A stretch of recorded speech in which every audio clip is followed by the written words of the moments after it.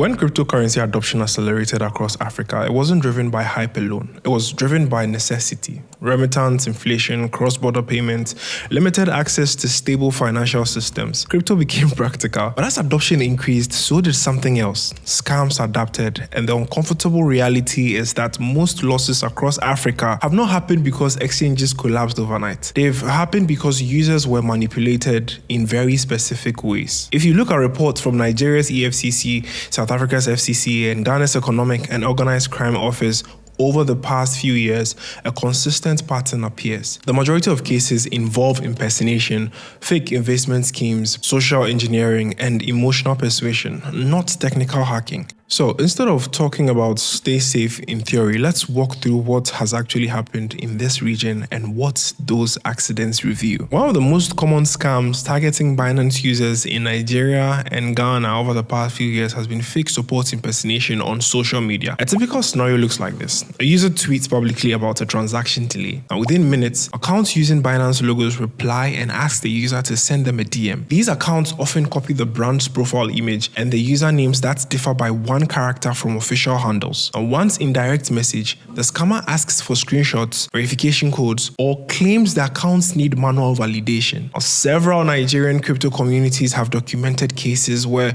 users handed over two-factor authentication codes thinking they were verifying their identity. Within minutes, withdrawals were executed. What's important here is not that the users were careless, it's that the scam exploited visibility. When people ask for help publicly, scammers monitor keywords and respond faster than official teams. The lesson isn't don't ask questions, it's understanding that real support does not infiltrate help through unsolicited direct messages. Once you internalize that pattern, you stop evaluating each message emotionally and start evaluating the channel itself. In South Africa, there have been waves of SMS phishing campaigns that target crypto users.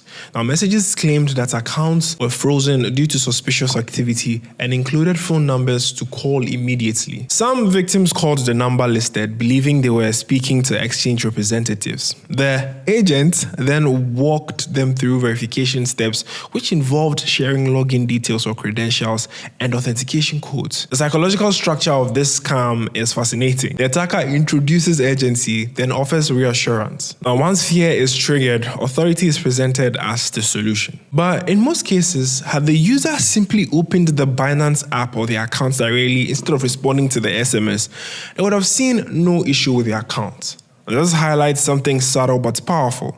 The safest move is often the least reactive one. The rise of investment mentorship is another one. One of the highest crypto adoption rates globally. With that growth came a wave of so-called crypto mentors promising guaranteed heavy returns. Several documented cases involved Telegram or WhatsApp groups where the admins presented screenshots of consistent profits. Now, they claimed to use private signals or insider strategies. Members were instructed to deposit funds into Binance accounts and then transfer them to wallets controlled by the mentor for pooled trading. In reality, no trading occurred. Funds were redirected immediately. And in 2022 and 2023, Nigerian authorities reported multiple arrests connected to crypto-related Ponzi schemes disguised as trading mentorship programs. Now, what makes these cases instructive is not the scale of loss, but the emotional framing. The mentors did not promise overnight riches. They promised education and steady growth. Now, that felt reasonable. The takeaway here is that transparency actually matters, and legitimate platforms allow you to maintain control of your assets. The moment someone asks you to transfer funds away from your own account so they can trade for you, you've surrounded oversight, and that's a bad thing. In Ghana, which is where I live, another vulnerability has emerged at the intersection of mobile money and crypto. Some scammers have posed as peer-to-peer trading, offering attractive exchange rates. After receiving mobile money transfers, they either disappear or send falsified transaction confirmations. While Binance's P2P system includes protections, scammers sometimes try to move conversations off the platform to avoid escrow protection. Now, real documented cases in Ghana show that once communication leaves the official P2P chat and moves to WhatsApp, users lose the safety net of platform mediation. The key principle here is procedural discipline. Staying within official transaction channels preserves evidence and protection. The moment a transaction moves outside the system, accountability dissolves. Across East and Southern Africa, there has been a documented increase in long-term romance investment scams involving crypto. These scams often begin on dating platforms or professional networking sites. Over weeks or months, trust develops eventually. Now, the scammer introduces crypto trading as a side activity they are successful in. Victims are then guided to open accounts and initially see small profits. Now, this will build credibility and larger deposits will follow. When withdrawal attempts begin, the platform demands additional taxes or unlock fees, and these schemes have cost individuals across the region millions of dollars collectively. The reason they succeed is patience. They do not rely on panic, they rely on emotional trust. And security in these situations is not about technical knowledge, it's more about maintaining independence in financial decisions regardless of traditional closeness. There has also been documented cases globally, including African users affected, where attackers tricked users into getting API keys under the pretense of connecting to different trading tools. Users believed they were linking to legitimate trading bots.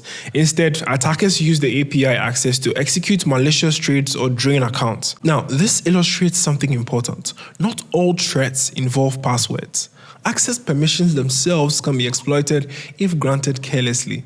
And understanding what an API key does before creating one is part of an account literacy. When you examine all these examples I've stated together, a pattern emerges. The common denominator is not platform failure, it's narrative manipulation combined with procedural shortcuts. In every case, someone responded to urgency.